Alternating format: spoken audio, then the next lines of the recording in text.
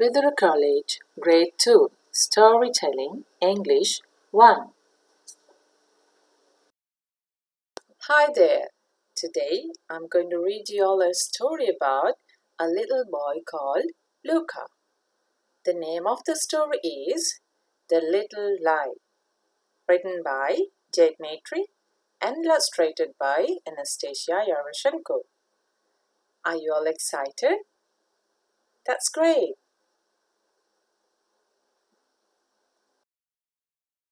Far, far away, in a land where the wind blew in gusts over green sloping hills, and the sea bashed joyfully on the rocks, lived a little boy called Luca. Luca lived in a lighthouse, with no windows, save for the one at the very top, where his bedroom was, and where the lamp let out its glare to tell the ships that it was there. There was not very much to read in a lighthouse, and it was not easy to read either, especially if you wanted to read in your bedroom, because in the daytime the window was taken up by the large lamp, and the sun found it hard to get in. In the night time, Luca could only read a word every few seconds, when the lamp would switch its way past, and everything would go blinding for a moment. But Luca loved reading, and so he did his best. He went outside and read in the garden, though the weather was blustery, and the wind would turn the pages before he could. He read in the kitchen too, by the light from the oven, when his mother was cooking jelly rolls and casseroles. In this way, Luca read all 4 books in the lighthouse, and when he had finished, he read them again. Yet, living in a lighthouse with only 4 books is no life for a small boy who loves to read. His parents misunderstood his yearning and thought that he might be lonely. And so, when they met a little girl who lived in a passing submarine, they invited her in to play with him. The little girl was called Lily. She loved to read too, but there is not much room for books in submarines. She had only one book. It was a book about tides, because her father thought that if they could only fit one book into a submarine, it was useful to have a book that 2 people could read. Lily loved that book. It had a green cover and it had marks on it because she carried it everywhere. Today, Lily appeared at the door to the lighthouse, clutching the book beneath her arm. "Hello," she said. "Hello," Luca replied. They looked at each other for a long while, Luca in the doorway and Lily on the step. "Are you going to invite her in?" said Luca's mother, and so he did.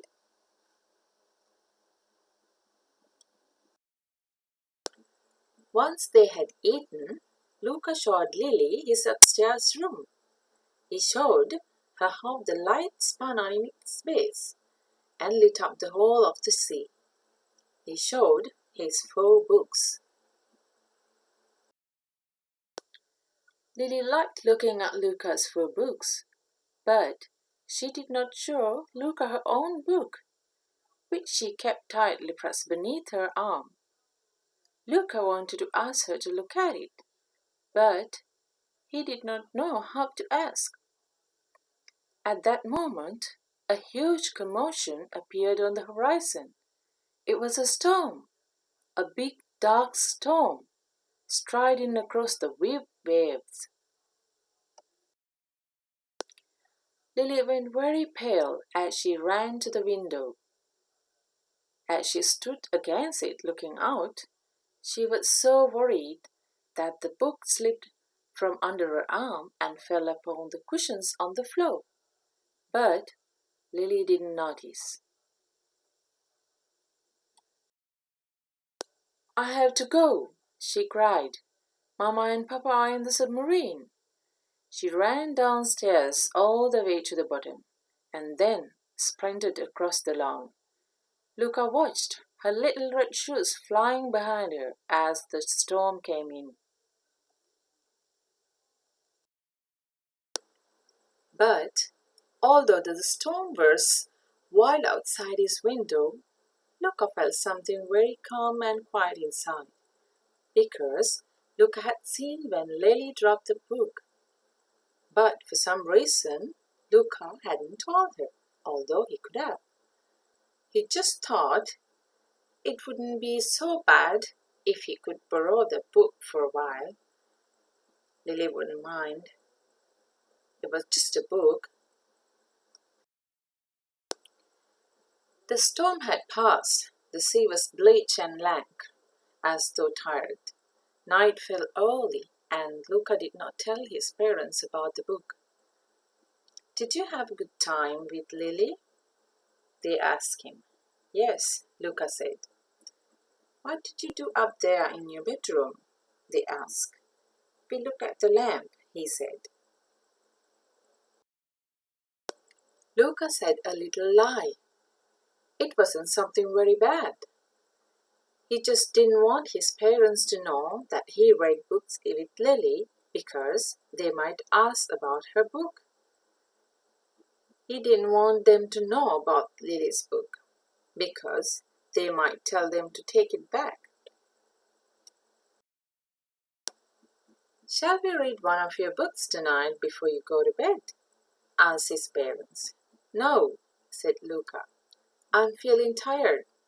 But Luca wasn't feeling tired. That was another little lie. He wanted to read the book. He went back to his bedroom and read one word every time the lamp flashed past. By midnight, he was very tired and had only read 1/3 of the book. But what a wondrous book! He had never known so many things about the tides. When they came in, when they went out, what moon brought, what creatures, and what swell could take you to Germany or Guinea. As he turned each page, Luca realized that he never wanted to give the book back. He could see why Lily loved it. Yet, the next morning he was very, very tired. He got out of the bed very late. His parents were surprised to see him so sleepy. Lily came past, they told him. She asked if she left her book here. Luca felt the blood rush to his face, but it felt like the words came by themselves. "No," he said, "I haven't seen a book." That was the biggest little lie. And it felt like they were coming one on top of the other one now, like the waves in a storm.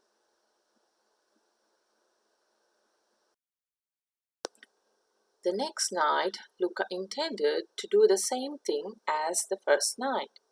He snuck into his bedroom and read Lily's book. The words were as wonderful as ever. But this time, something felt a little different in Luca too. He felt strange when he turned each page.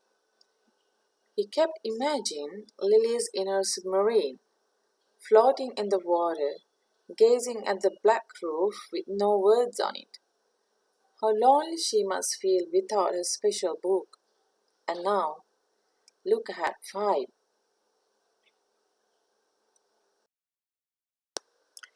The following morning, the feeling inside him had grown, and it felt like a big hard lump in his belly, as big as hard as the beautiful book he had stolen. And that heavy feeling felt bad, and he couldn't shake it off. It followed him and made his feet drag. It made his smile feel strange when he smiled at his parents, and his eyes sting, as though he was opening them too wide or not too wide enough.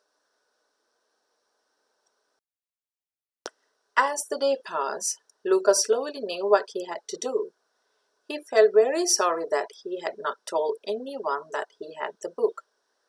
He didn't know why he had done it, but Lily's books belongs to Lily.